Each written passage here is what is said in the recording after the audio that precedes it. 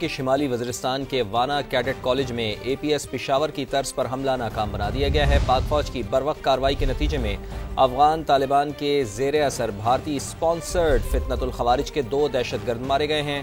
3 college کے انتظامی block میں محصور ISPR کے مطابق حملہ آور کالج کی سیکیورٹی کو عبور کرنے میں ناکام رہے۔ دہشت گردوں نے بارود سے بھری گاڑی مرکزی دروازے سے ٹکرائی، ملحقہ انفراسٹرکچر کو نقصان پہنچا۔ خارج افغانستان میں اپنے ہینڈلر سے رابطے میں تھے۔ ISPR نے واضح کر دیا، پاکستان دہشت گردوں اور ان کی قیادت کے خلاف کارروائی کا حق رکھتا ہے۔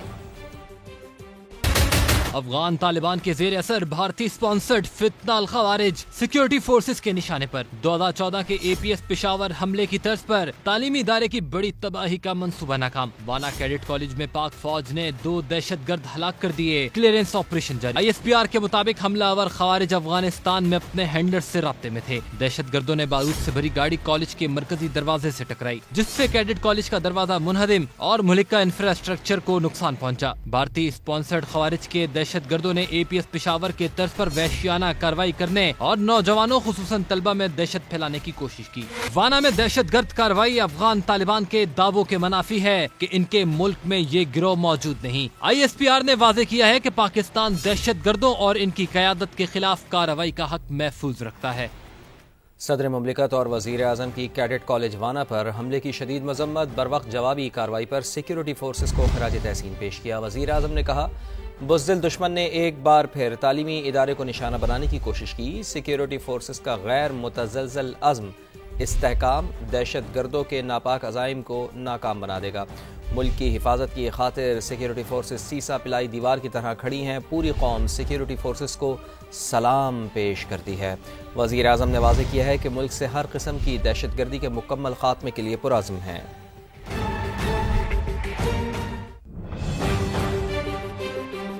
افغانستان سے دہشت گرد گروہ بلا روک ٹوک کارروائیاں کر رہے ہیں۔ دہشت گردوں کو خطے کے بڑے تخریبی کردار کی مدد حاصل ہے۔ دہشت گردوں کے ہاتھوں غیر قانونی اسلحے تک رسائی امن کے لیے خطرہ ہے۔ یہ تنظیمیں اسلحہ پاکستانی شہریوں اور سیکیورٹی اداروں کے خلاف استعمال کر رہی ہیں۔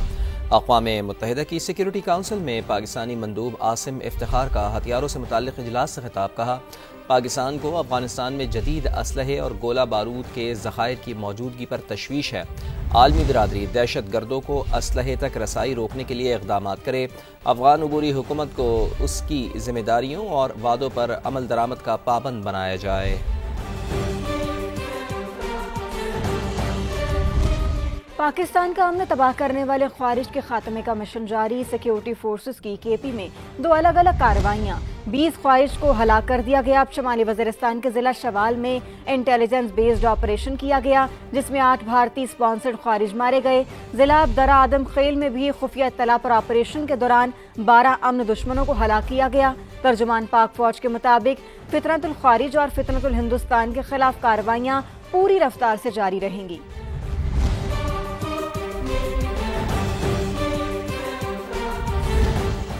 آگے بڑھتے ہیں اور آپ کو بتاتے ہیں کہ 27ویں آئینی ترمیم کا بل آج قومی اسمبلی میں منظوری کے لیے پیش کیا جائے گا۔ قومی اسمبلی کے آج ہونے والے اجلاس کا 10 نکاتی ایجنڈا جاری کر دیا گیا ہے۔ ایجنڈے میں 27ویں آئینی ترمیم کا بل بھی شامل ہے۔ وزیر قانون سینٹ سے منظور 27ویں آئینی ترمیم کو زیر غور لانے کی تحریک پیش کریں گے۔ وزیر قانون 27ویں آئینی ترمیم کو فوری منظور کرنے کی تحریک بھی پیش کریں گے۔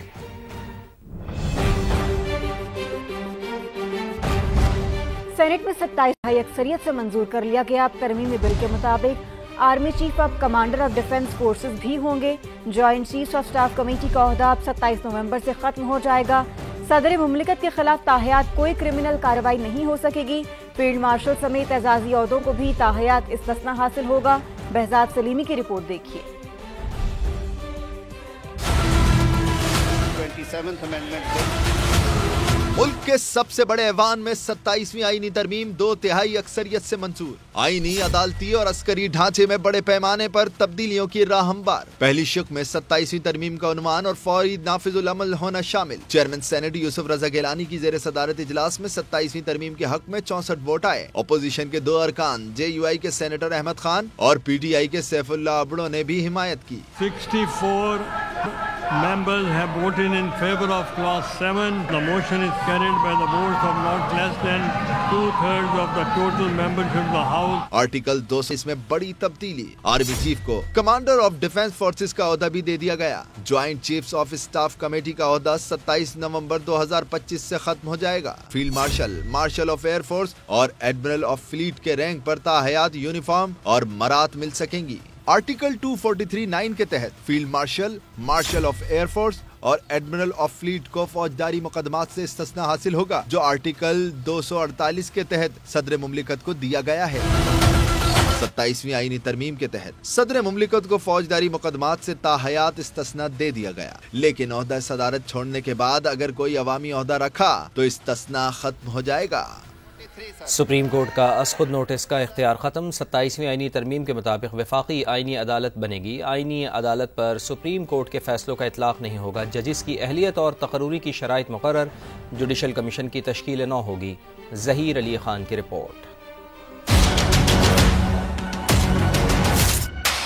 सुप्रीम कोर्ट का असखुद नोटिस लेने का इख्तियार खत्म। अब चीफ जस्टिस सुप्रीम कोर्ट का मवाख्जा भी होगा। सेनेट से मंजूर 27वीं आईनी तरमीम के मुताबिक आर्टिकल 175A में बड़ी तारामीम कर दी गयी। 175B से 175L तक नया बाब शामिल। आर्टिकल 175B के तहत विफाकी आईनी अदालत बनेगी। आर्टिकल 17, 42, 63A, 68, 78, 81, 100 और 165A समेत अहम आर्टिकल्स में लफ्ज सुप्रीम की जगह विफाकी आईनी अदालत शामिल। आईनी अदालत के जज की उम्र की हद 68 साल मुकर्रर कर दी गई। विफाकी आईनी अदालत का जज सुप्रीम कोर्ट का जज होगा या हाई कोर्ट में 5 साल का तजर्बा रखता होगा, या फिर 20 साल का तजर्बा रखने वाला सुप्रीम कोर्ट का वकील आईनी अदालत का जज बन सकेगा। आईनी अदालत के पहले चीफ जस्टिस का तकर्रुर सदर मुमलिकत वजीर आजम की एडवाइस पर करेंगे। आईनी अदालत के पहले जजेस की तकर्रुरी भी वजीर आजम की सिफारिश पर सदर करेंगे, लेकिन जजेस तकर्रुरी के मामले में आईनी अदालत के सरबराह की मुशावरत भी शामिल होगी। अब विफाकी आईनी अदालत का फैसला सुप्रीम कोर्ट समेत तमाम अदालतों पर नाफिज होगा, जबकि सुप्रीम कोर्ट के फैसले का इतलाक आईनी अदालत पर नहीं होगा।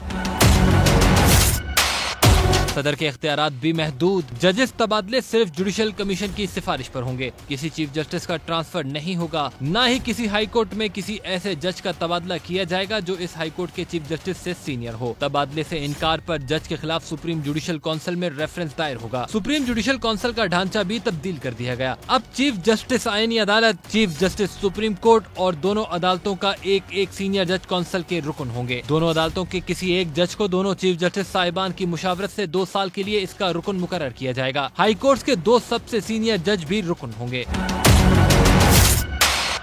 जजों की तकर्रुरी के लिए सुप्रीम जुडिशियल कमीशन में जजेस की तादाद 5 ही रहेगी, लेकिन अब इसके अरकान में आईनी अदालत और सुप्रीम कोर्ट के चीफ जस्टिस साहिबान, दोनों अदालतों का एक एक सीनियर जज, दोनों चीफ जस्टिस के इत्तेफाक राय से सुप्रीम कोर्ट का कोई एक जज जिसकी तकर्रुरी 2 साल के लिए होगी शामिल होंगे। बाकी अरकान में अटॉर्नी जनरल, विफाकी वजीर कानून, सेनेट और कौमी असम्बली से 2-2 अरकान शामिल होंगे। स्पीकर के नामजद करदा गैर मुंतखब रुकन के तौर पर अब खवातीन और अकलियतों के अलावा टेक्नोक्रेट भी रुकनियत का अहल होगा। आईनी अदालत या सुप्रीम कोर्ट के चीफ जस्टिस साहिबान में से सीनियर जज कमीशन का सरबराह होगा।